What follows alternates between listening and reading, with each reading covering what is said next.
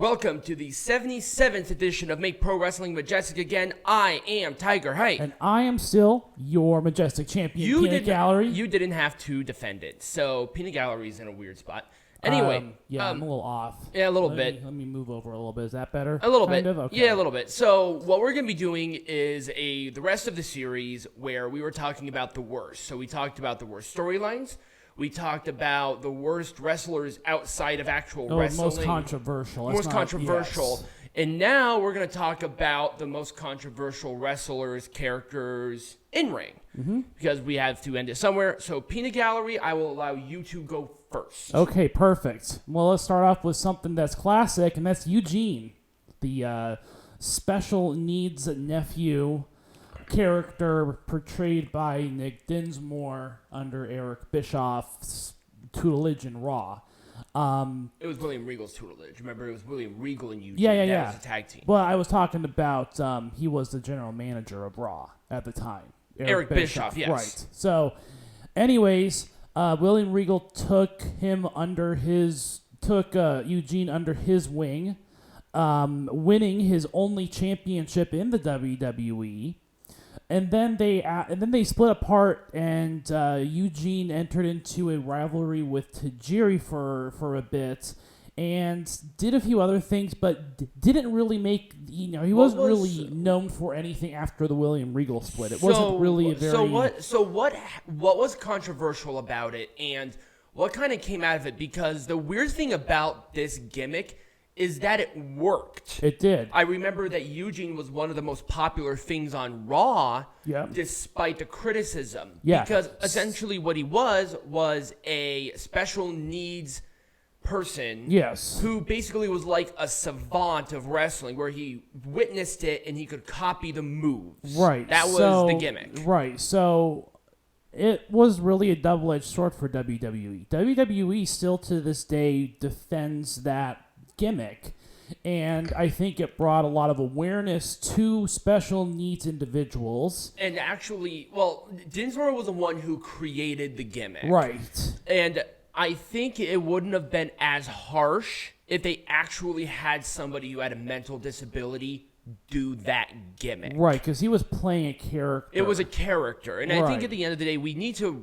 remember that all of this is character portrayal. Right. So don't go after them for something that they do within the confines of a ring, and this would not have flown. Yeah, and like I said, it was very much a double-edged sword for the WWE to do a character like this, even today. Yep. But definitely in the Ruthless Aggression era was one of the more known wrestlers at that time. Yep. Tag team champions. He was in rivalries with Triple H. Oh yeah, that's right. He had the Triple H champion rivalry as well, and then he also had his Tajiri rivalry, and I think that was his last major rivalry. And then he had a rivalry with Eric Bischoff. Yeah. And after that rivalry, he was written off of television as that character. Well, he hurt his leg. Yes. And that killed his momentum entirely.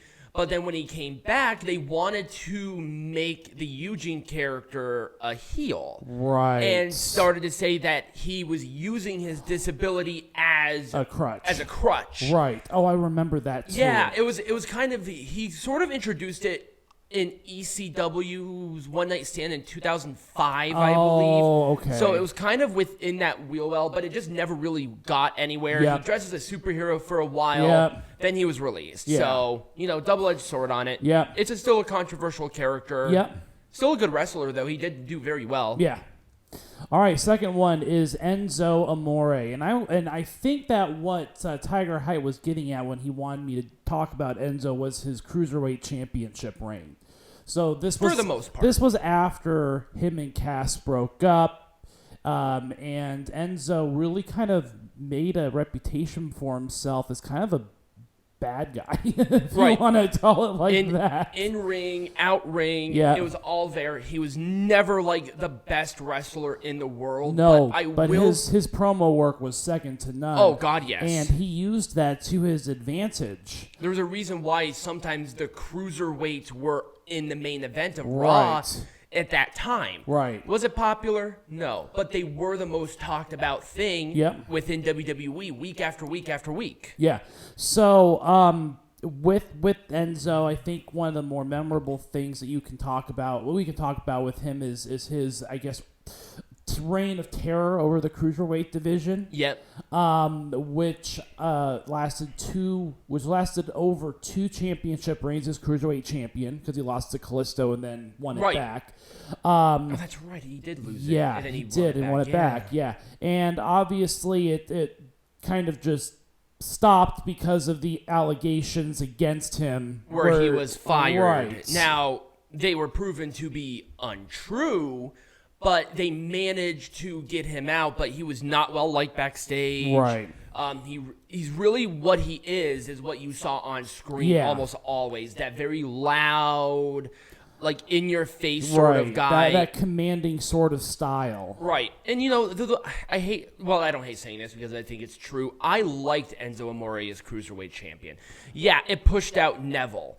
But at the same time, where was the Cruiserweight division at that time? Enzo Amore gave it life. Right. People wanted to see Enzo Amore do his stuff. Clearly, he was popular. Right, and I think that this was an attempt by the WWE really to save the Cruiserweight Champion more than anything. Oh, absolutely. But the stuff with after the fact when he started, especially with the allegations and him getting fired, it was the death nail of the Cruiserweight division. Oh, yeah, it was. And people can say all they want about it. Tell me another time when that Cruiserweight division, other than the Cruiserweight Classic, was more interesting than when Enzo Amore was champion. Exactly. Because you can't. It was the most interesting point in time. Exactly. And, it's so controversial despite, us giving the praise to Enzo on taking the ball and really running with it. Right.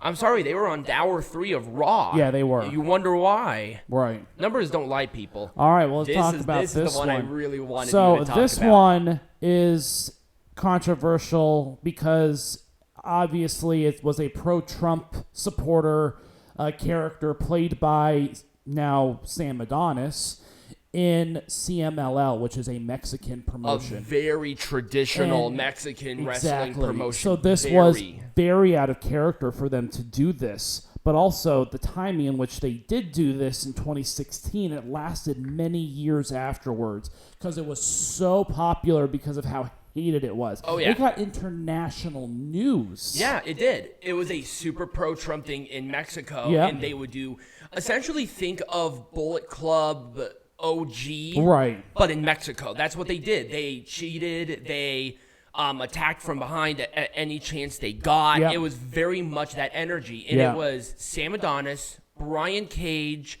Taya Valkyrie, and, oh, God, there was one Johnny other. Mundo. That's right. Or Caballero. Caballero. Yes. You never say Caballero right. I really can't. It's like you and Ingo Bernable. All right, so, it was, obviously it was not, it was well liked, but it was well liked because it was hated. Right. They were a heel team. If you got people to boo and hate them, you did your job correct. Yeah, he had, obviously, you see the American flag with Trump's face on it. I think he also had a pair of tights with Trump's face on it. So he took the character very seriously. Right. And it wasn't just Sam Adonis. Sam Adonis really took that ball.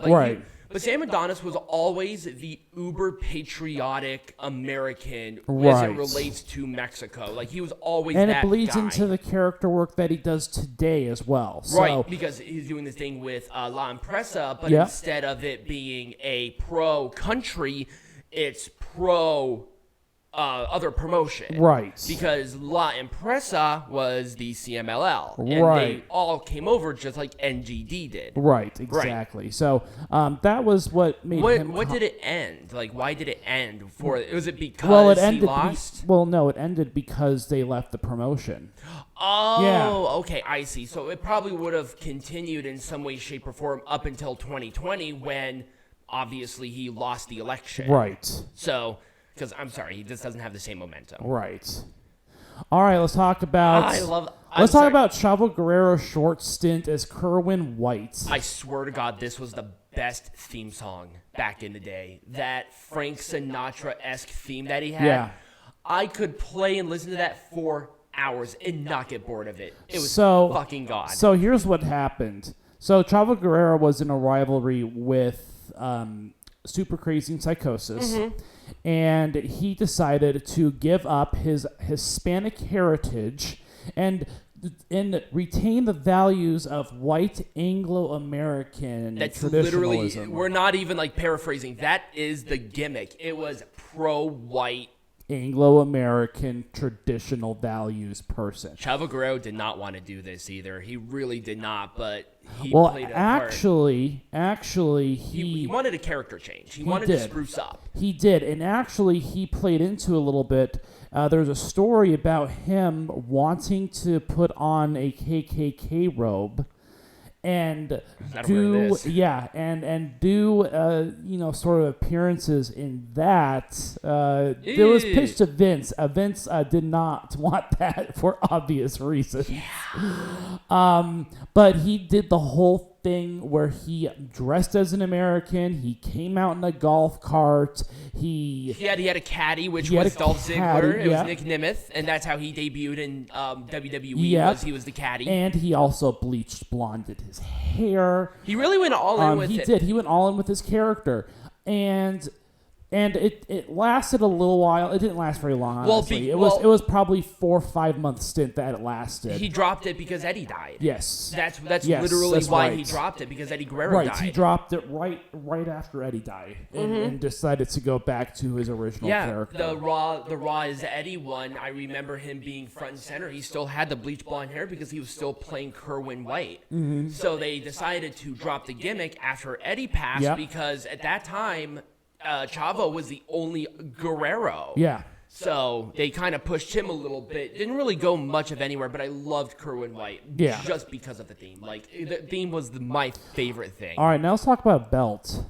So this one I really wanted to do because of the extreme variety of champions that the Iron Man champion was. So obviously this is when a steel chair was the Iron Man champion. We're not kidding. So anyone at any time, anywhere, anything can become champion. This is the DDT Iron Man champion. Yep. Think of the 24/7 champion cranked to infinity. Yeah, so there have been over 1,000 reigns between 700 different humans, 350 objects, 41 animals, and a ghost.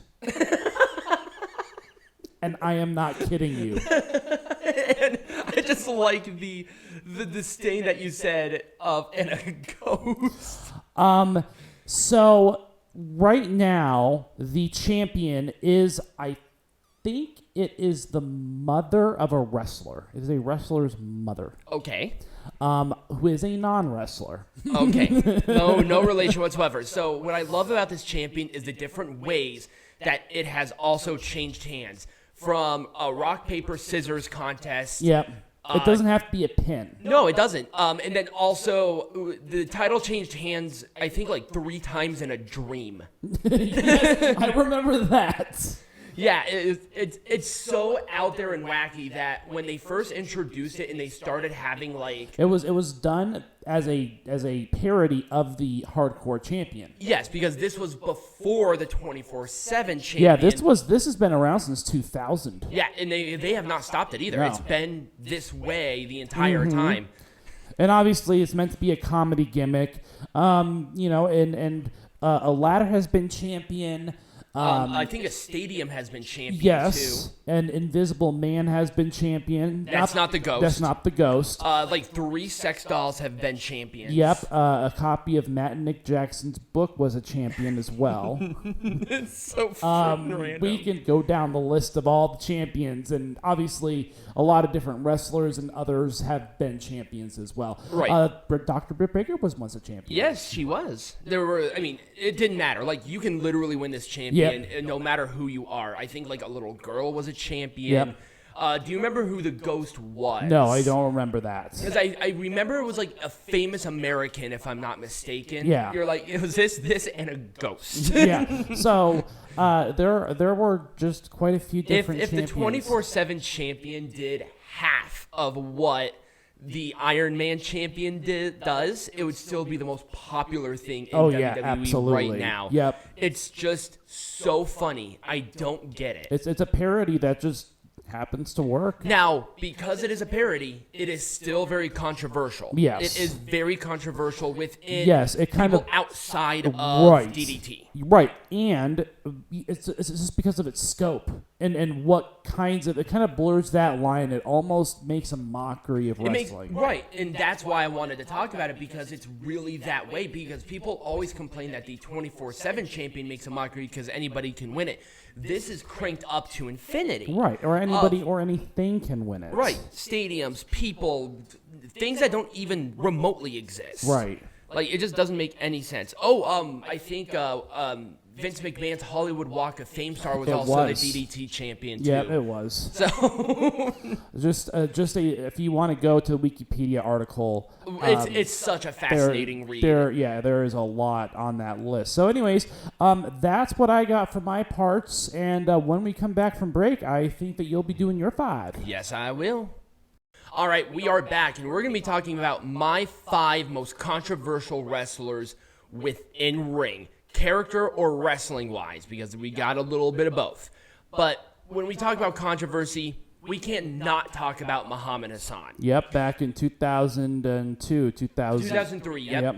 So what was unique about Muhammad Hassan's case was he was not a foreigner who hated America. He was a Jordan American who has been discriminated against because of his ancestry. So they put a twist on it. Mm-hmm. Number one, he was not of any Middle Eastern descent. He was an Italian American. So people were actually upset as soon as that came out that he is not even from that country, or there's no ancestry from there. Obviously, it being so fresh within people's minds of the 9/11 terrorist attack, and him legitimately going into the ring, when he first started competing, he would legitimately do praises to Allah before he hit his finisher. They quickly stopped doing that because Middle Eastern American groups were up in arms of them essentially making a parody of Allah. Right. So they decided that he's still going to do the arm raising thing in prayer of Allah, but not do the actual speaking of the prayers. So that was there. Davari, who was an Iranian American, would speak. What was he speaking? It was a Middle Eastern language. Yeah, Iranian. Arabic. Arabic, thank you. Arabic, screaming at the crowd about it. And Muhammad Hassan basically saying, you guys are hypocrites for discriminating against me because I was born here. The issue is that WWE had the announcers denounce him like, oh my God, if you love it or leave it. It's like, you're not making anybody look good here. Right. You're making Americans look like a bunch of racist bigots. Now, there was the hatred of Arab Americans at that time, and it was obviously wrong, but WWE put that in the limelight. There was a point in time that Muhammad Hassan, or whatever his actual name was, I can't remember off the top of my head, Mark Kabani or something like that, he would have to travel in secret because he was getting death threats. There were people that were caught at airports with firearms and bombs and plans to actually physically kill Muhammad Hassan for this. The beginning intro of his theme had planes in New York, and it was very much that harkening back to that terrorist attack. So there was that very in your face. Yep, and obviously the death nail within this, and the thing that got UPN all up in a huff was the SmackDown segment where 5 cloaked individuals, essentially terrorists, they had like camouflage cargo shorts, black masks, whole 9 yards. And it was the same day as the Boston attacks. Now, within the context of this, I have to defend them because they did film this 3 days before the attack. They did not know that was going to happen, obviously. Actually, no, it was filmed the day of the attack. No, it was not. It was filmed 3 days before the attack. That's right, because some European shows get it earlier. Yes, they got it earlier, yes. Right. Well, no, they did have the opportunity to edit it out, but they didn't. That's the thing, because when the attack happened, it was actually so early that they could. But the issue is that this was one of their highest rated programs at that time, which was Muhammad Hassan versus Undertaker. And they just didn't. They had like a little thing scrolling on the bottom saying that this was filmed before. We did not know that the attack was going to happen. We do not condone it. Very much not a good look. And UPN got so pissed off that they threatened to cancel SmackDown off of them entirely. Cancel the contract early. You're not going to be on our show anymore. USA was already done with Muhammad Hassan, which is why that he was not there. He was on Raw, but they could not get any more backlash with it. So he was thrown. He was. They had the Great American Bash match, and he lost obviously because it's Undertaker. Last ride through the stage, and he was essentially done. The actual person who did it no longer wrestles. Very disappointing. But, we have to start off strong with one of the most controversial characters in recent memory. Ever. Yeah. Okay. This one is kind of weird because at first, to me, he was controversial on hiring on. And especially him having this undisputed Universal Champion match. Logan Paul is controversial. It's a controversial hire, controversy all the way around, and we did not know how he was going to adapt to it. Right. And now how he is, it's not really that controversial. Maybe him going for the title is. Yeah. But for the most part, I'm very happy of how Logan has turned out. If he's going to do this. Well, let's talk about why he's controversial. Obviously, his brother is also very controversial in another industry. Right. You have the very controversial YouTube personalities. Logan Paul was the one who did the Akigahara Forest one where they actually showed a person who committed suicide without censoring them. He was the one who had the big parties in 2020 where everybody was so tight-knit, and that was at the very height of the pandemic. So there was a lot of that.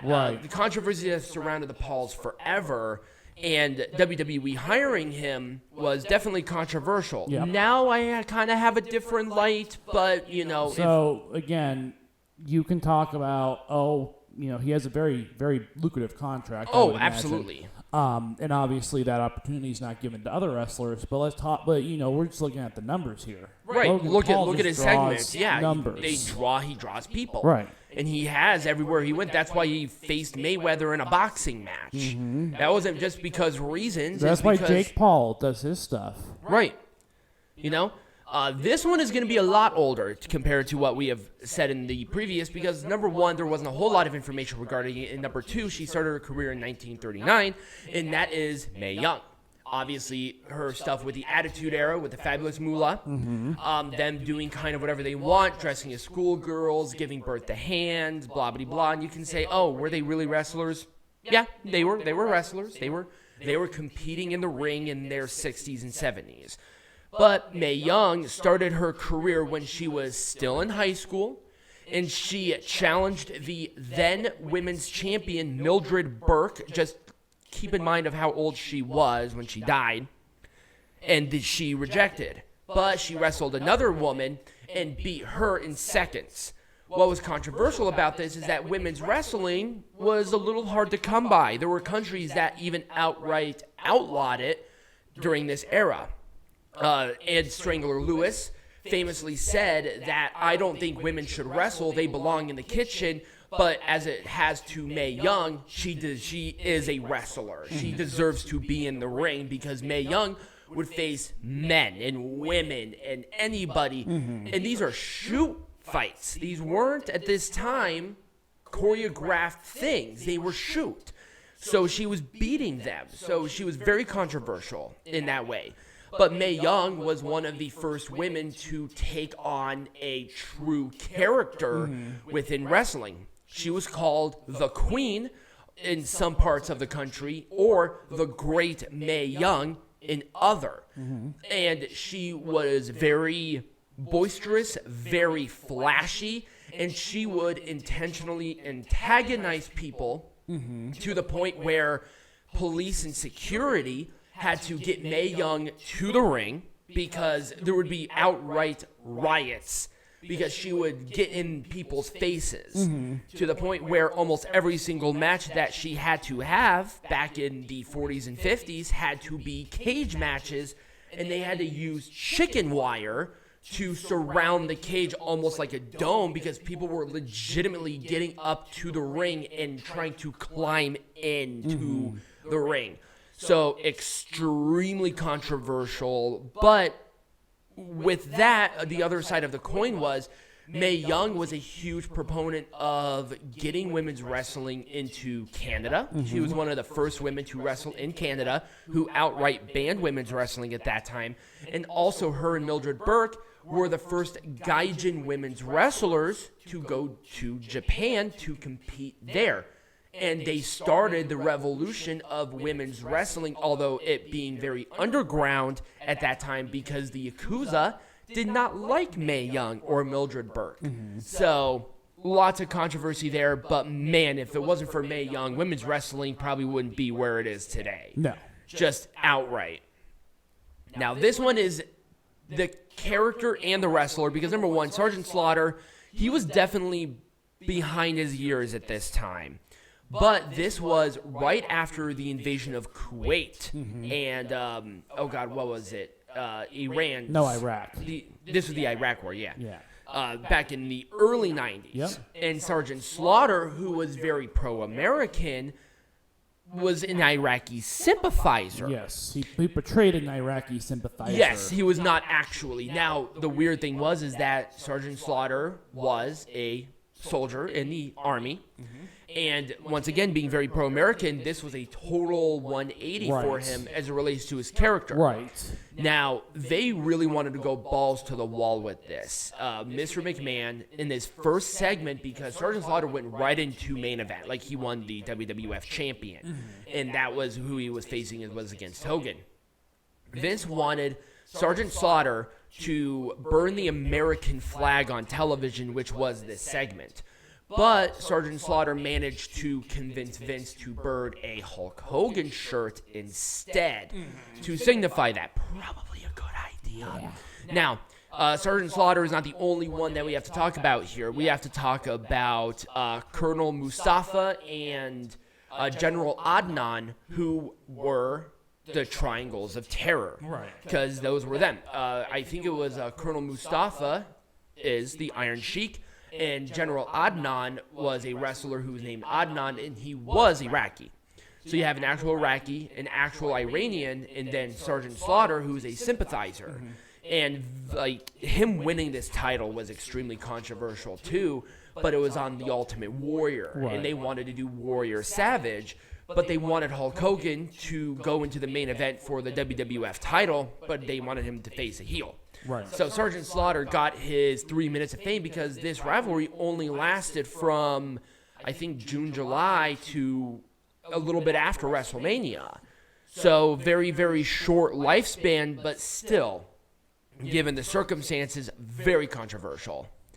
And finally, we got to talk about the original Bullet Club, not the watered down, they need to go away Bullet Club that we see now. Right. We're talking about Bullet Club circa 2017, right? 2010. 2010. Yeah, actually, Bullet Club's a lot earlier than you think. So the 4 original member Bullet Club, which was Prince Devitt, Tama Tonga, Carl Anderson, Bad Luck Fale. The big thing was that Prince Devitt was in a tag team, Apollo 55, with Raisuke Taguchi. Right. They were the tag champs, and they were one of the most popular things in New Japan. So this was a very out-of-nowhere turn for Prince Devitt with all of the attacks, and with Bullet Club forming, they decided to go full NWO with it, attacking people from behind. There was a lot of pre-attacks and all of that. Now, in New Japan right now, it's almost Mace Day, and it's obvious what's going to happen. It's like, oh, Bullet Club's going to attack them, whatever. Back in this time, That never happened. Very rare Right. that something like that happened, where you attack somebody, you make them bleed, they introduce no disqualification matches in New Japan. And once again, that just didn't happen. It was a break from the norm. Right, it was a break from the norm, and that's what made Bullet Club not only controversial, but popular, especially with Western wrestling. That's why they're still around, even though their shelf life is pretty much done at this point. Right. So, Bullet Club, very controversial. Finn Balor Prince Devitt really got his legs as a main eventer because of this group and this churn. And obviously, Bullet Club has sort of pumped out some of the best that you've ever seen and really gave a lot of people their breaks. Yeah. Now, I would say arguably AJ Styles wouldn't be nearly as popular as he is if he wasn't Bullet Club, or even in New Japan. Despite him being in TNA, that New Japan run really kind of put him over the edge. Right. Kenny Omega is another great example. You have the Young Bucks, who really kind of came into their own when they were with Bullet Club. Right. Carl Anderson, Luke Gallows. I mean, the list can go on and on for days. But that's just the impact of Bullet Club. Controversial, yet very impactful for a lot of people's careers. Yep. But that's pretty much what I have on my side for controversy. Peanut Gallery. What are we talking about next week? It is a pay-per-view. It is Crown Jewel. So everything Crown Jewel. Yes, so that's going to be a lot of fun. But if you did enjoy this video, remember to like, subscribe, or follow, depending on where you're listening or hearing us from. Become a patron. You get some hats. There will be a link for the hats in the bio or in the Linktree link right next to me. And as always, be majestic.